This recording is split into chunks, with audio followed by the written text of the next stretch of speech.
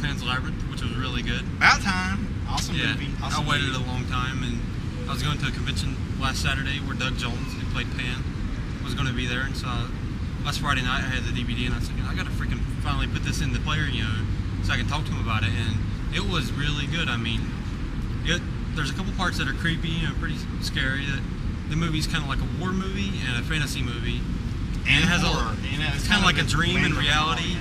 It's horror and drama. It's all these different elements that you don't usually get in a movie. Exactly. And it was, really, really good. Perfect makeup, good acting. I mean, nothing to complain about. Fantastic imagery. I mean, just the design of like the blind man, or what's he called? He's called the pale man, with the hands in his eyes. And that scene with him in that movie, that's a scary ass scene. I mean, and Doug Jones also played him.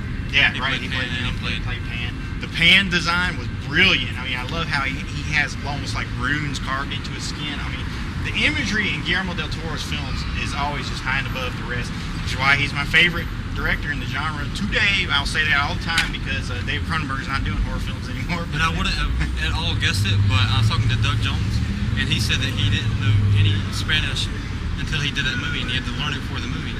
But he seems completely fluent in it. He seems like he is exactly doing what everybody else does to the perfect job.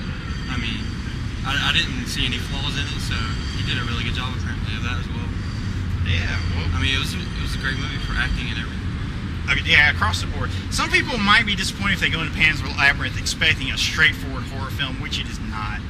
It has horrific elements and a horrific tone to it, but there's also a lot of fantasy and the drama and the war elements. It's an adult-based fantasy film. Very much so, yeah. But it's just so cinematic. Anybody that just loves cinema should love it. I mean, gorgeous cinematography. I don't know a single person that's watched it that didn't like it. So, I mean, there's nobody on the board that talks about it. None of my friends that saw it. There's a few, like our good buddy Dr. AC. I know has bashed it before, and so I'm calling you out on that right now. But other than that, though, Dr. AC's all right with this. But well, that's cool. That's definitely one of our favorites.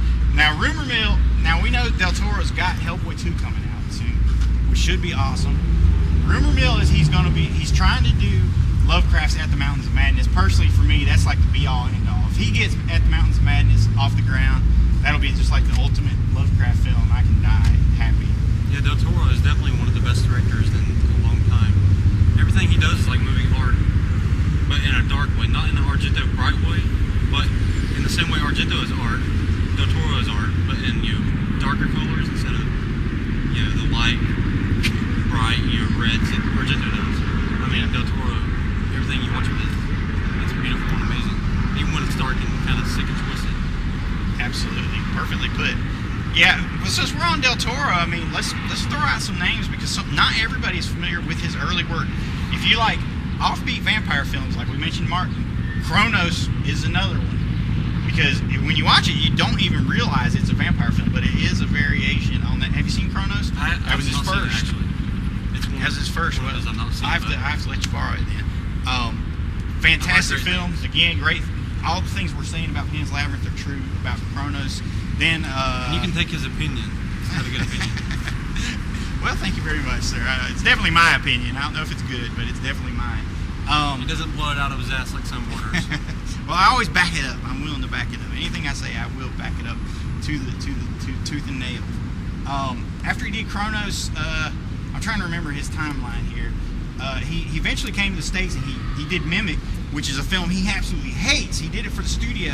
He hates it because they made him put in a scene where he explains the monsters and where they came from, and he hates that. He didn't want that. He wanted there to be mystery so people wouldn't know, and there's some great stuff in that movie. He hates it. That's the thing that pisses me off about people that complain about Cloverfield.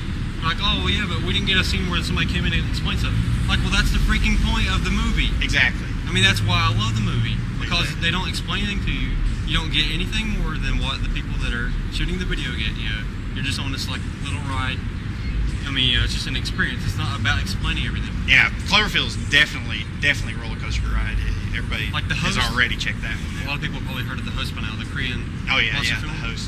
It's good, but it's cliche because the very first scene I think is them basically explaining to you why the host creature is created.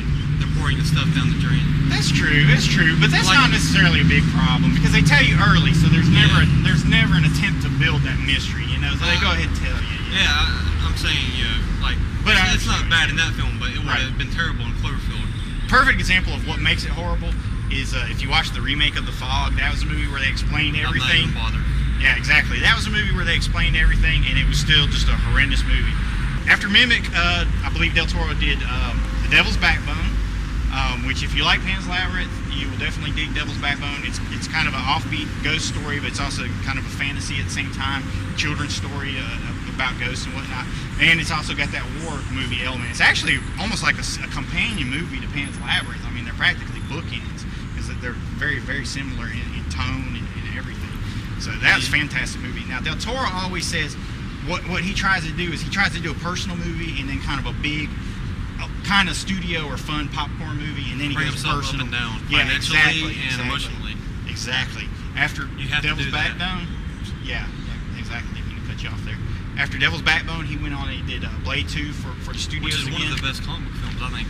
Definitely It's the best Blade film. I rate it number 7 out of my top 10 superhero movies. Blade 2 is actually in the top 10. Blade 3, it's watchable, but it's kind of trashy. I hate Blade 3. Aside. I mean, you can Hate watch it. it, but you can push it to the side and you'll forget about it forever. I despise it. I hated that version Blade of 1 is Dracula good. and all that crap.